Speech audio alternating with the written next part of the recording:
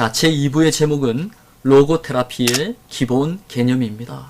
자, 로고테라피는 목적론적 가능론에 기초하고 있다. 로고테라피는 환자의 미래에 초점을 두고 있습니다. 과거가 현재를 결정한다는 프로이트의 트라우마 이론과 같은 것을 인과론적 결정론이라 부를 수 있다면, 미래가 현재를 변화시킬 수 있다라고 부르는 것, 한마디로 결정론이 아니라 가능론이라고 부를 수 있는 것, 그런 프랑클의 견해는 목적론적 가능론이라고 부를 수 있을 것입니다. 프로이트에게 있어서는 과거의 트라우마가 아니면 과거의 성적 체험이라는 것이 현재의 삶을 결정하는 하나의 요소가 되어 있기 때문에 그 어떤 방식으로도 자유롭게 변화할 가능성을 가로막고 있는 것입니다. 그러나 우리가 얼마 전에 다루었던 알프레드 아들러라든가 오늘 우리가 다루는 빅토르 에밀 프랑클 같은 사람들의 심리학은 우리가 그와 대비해서 인과론적 결정론과 대비해서 목적론적 가능론이라고 부를 수 있을 것입니다. 자, 또한 로고테라피는 정신질환을 악화시키는 악순환 형성, vicious circle formation, 그리고 송환 기제, 피드백 메커니즘, 자, 이런 것들을 약화시키는 기능을 한다고 이야기합니다. 뭔가 과거의 질병, 그것이 계속해서 악순환되거나, 그리고 송환 기제, 원래의 상태로 계속해서 복귀에 들어가는 그런 부정적인 송환 기제로부터 긍정적인 송환 기제로 뭔가 건전한 상태로 복귀할 수 있는 그 힘을 준다는 것입니다. 자, 악순환 형성이라든가 송환 기제라는 것은 프로이트의 인과론적 결정론에서 가정하는 내용들입니다. 그러나 빅토르 프랑클은 바로 이런 목적론적 가능론의 관점에서 자신이 말하는 로고테라피는 바로 이런 정신질환을 일으키는 두 가지 현상을 약화시키는 아주 긍정적인 힘을 가지고 있다고 이야기합니다. 이것이 변화 가능성을 이야기하는 것이죠. 자, 여러분, 악순환 형성이라는 것은 자신의 질병에 대한 집중과 두려움이 질병을 더욱 악화시키는 그런 경우들을 이야기합니다. 예를 들어서 말을 더듬는 사람이 자신의 질병, 말더듬에 주목하게 되면 말더듬이 더욱 심해지는 것처럼, 그리고 호흡이 불안정한 사람이 자신의 호흡에 지나치게 신경을 쓰면 도리어 더 숨이 가빠지는 것처럼, 불면증에 시달리는 사람이 잠을 자야겠다고 생각하면 더욱 잠에서 멀어지는 경우가 바로 그런 악순환 현상입니다. 프랑클은 이런 것을 예기불안 혹은 과잉의도라고 부르기도 합니다. 한마디로 질병에 대한 불안이 질병을 더욱더 심화시킨다는 의미에서 예기불안이라고 이야기하고, 그리고 과잉의도, 꼭 그래야 한다는 강박이 도리어 더 큰 강박을 불러일으킨다고 이야기하는 것이죠. 하지만 이런 것이 바로 신경증의 주요한 원인이 된다고 봅니다. 프랑클은 그래서 이런 것들을 치유하기 위해서 도리어 역설 의도가 필요하다고 이야기합니다. paradoxical intention입니다. 도리어 반대되는 의도를 가져보라고 이야기하는 것이죠. 역설 의도란 그 사람의 걱정을 반대로 실현하는 것을 의미합니다. 예를 들면 불면증 환자에게는 도리어 잠을 자는 것이 아니라 잠을 더 참아보라고 시키거나, 그리고 호흡이 불규칙한 사람에게는 도리어 숨을 참아보라고 시키거나, 아니면 말더듬을 더 심하게 부려보라고 시키는 것, 이러한 역설 의도가 그런 질병을 완화시키고 치료하는 아주 훌륭한 방법이 되기도 한다는 것이 그의 지적이죠. 그리고 송환 기제란 무엇인가? 피드백 메커니즘을 이야기하는 것이죠. 송환 기제라는 것은 질병의 상태를 정상 상태로 본다면 계속해서 질병 상태로 복귀하는 것, 이게 송환 기제입니다. 이런 것들을 우리는 부정적 송환 기제라고 부를 수 있고, 정상 상태를 만약에 가정한다면, 자, 그렇다면 그 정상 상태로 복귀에 들어가는 것을 우리는 긍정적 송환 기제라고 이야기할 수 있을 것입니다. 그러면 긍정적 송환 기제 측면에서 한번 설명드려 보겠습니다. 질병 상태로부터 정상 상태 혹은 항상성으로 복귀하려는 회복의 메커니즘, 그런 것들을 송환 기제라고 이야기합니다. 원래대로 복귀하려고 하는 그런 기제, 메커니즘을 이야기하는 것이죠. 예를 들어서 마치 혈당이 높아지면 인슐린이 분비되어서 정상 혈당으로 되돌아가거나, 체온이 오르면 땀이 나서 정상 체온을 회복하는 것이 바로 그런 항상성, 호메오스테이시스로 복귀하려는 송환 기제, 피드백 메커니즘, 즉 회복의 메커니즘입니다. 심리 상태도 이상 상태로부터 정상 상태로 자연 회복되는 것을 긍정적 송환기제라고 부를 수 있습니다. 그리고 질병 상태로부터 회복되었다가 또다시 질병 상태로 돌아가는 그런 송환기제는 부정적 송환기제라고 부를 수 있을 것입니다.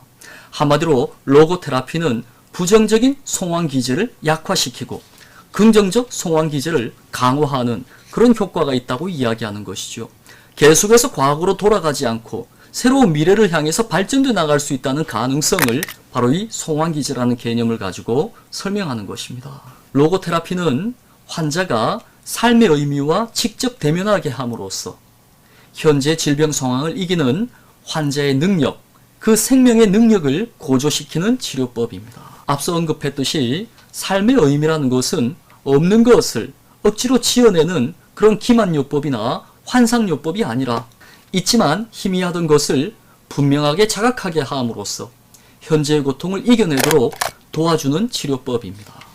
고3 학생들이 그 힘든 입시 공부를 견디는 것은 대학생이 된다는 희망 때문이며 수감자들이 그 힘든 감옥 생활을 견디는 것은 출소의 희망 때문이고 또 수용소의 사람들이 그 힘든 시간을 견뎠던 것도 결국은 자신이 죽기 전에 전쟁이 끝나리라는 그 신락 같은 희망 때문이었습니다.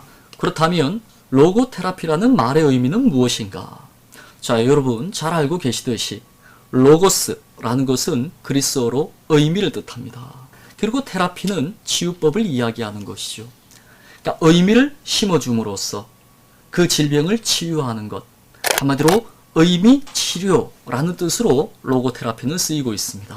지그문트 프로이트가 삶의 동력을 쾌락 원칙에서 찾았다 하면, 그리고 아드리안 우어반이 삶의 동력을 우월 욕구에서 찾았다 하면, 프랑클은 삶의 동력을 바로 이 의미 발견에서 찾고 있습니다. 프로이트와 아드리안이 말하는 쾌락 원칙과 우월 욕구라는 것은 인간이 가진 본능적 측면, 자, 그런 것들을 이야기하는 것이라면, 프랑클은 우리를 살아가게 하는 것은 그런 본능의 에너지가 아니라 바로 의미 발견, 철저히 정신의 차원이라고 가르칩니다. 프랑클은 이렇게 인간 정신의 자유를 실존적 자유의 원천으로 보는 것이죠. 인간은 자기 삶의 의미가 무엇이냐를 물어서는 안 됩니다. 자신의 구체적인 실존적 상황을 고려하지 않는 그 삶의 의미는 추상적일 수밖에 없습니다. 도리어 삶이 우리에게 묻습니다. 우리는 삶이 우리 자신에게 던지는 그 물음에 책임을 갖고 대답해야 합니다. 그것이 바로 주어진 삶에 대한 실존적인 결단이요. 그리고 내가 살아가는 이유 있는 삶, 의미 있는 삶, 목적이 있는 삶, 달리 말해서 책임 있는 삶이 되는 것입니다. 로고테라피는 삶의 의미를 발견하라고 가르치지만 그것은 순수한 정신에서가 아니라 자신이 속한 세계와 자신의 삶의 자리, 그것이 우리에게 간접적으로 전해준다고 이야기합니다. 프랑클은 이러한 진정한 삶의 의미를 인간 존재의 자기 초월이라고 부릅니다. 자, 여기서 자기 초월이라는 말은 자아실현이라는 말과 약간 대비되는 말입니다. 자아실현이 자신의 욕망을 채워나가는 것이라면 자기 초월은 자기 아닌 다른 사람이라든가 아니면 또 다른 가치라든가 의미를 추구하는 바로 그 삶을 이야기합니다.